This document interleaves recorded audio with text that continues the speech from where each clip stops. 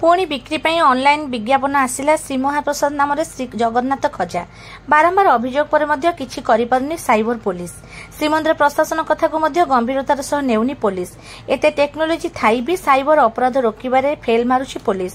Online रे महाप्रसाद नाम जदि खजा बिक्री हुए तार नकारात्मक प्रभाव जे धार्मिक आधार रे पड़िबो ता नुहे, एहर बड़ प्रभाव साधारण खजा व्यवसायी और भक्तों उपर मध्य पड़िबो। धर्म नाम रे एमाने व्यवसाय करिवे, भक्त मान भी ठकेईर शिकार होई चलिबे।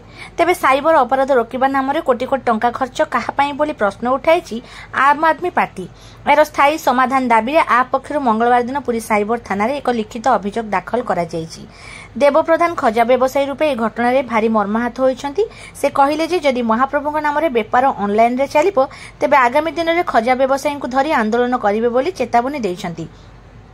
इस्कन सह जेहेतु ए ऑनलाइन कंपनी टैग होइछि तेणु इस्कन रा हाथ थाई पारे बोली आपर पुरी जिला सभापति संजीव महांती आशंका प्रकट करिसंती।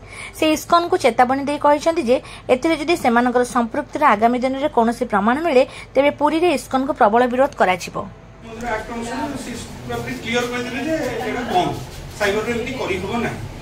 जदि श्रीमंदिर प्रशासन कहूँ समस्त कहते तीन दिन है से घटना ये पुणी गोटे चतुर्थ दिन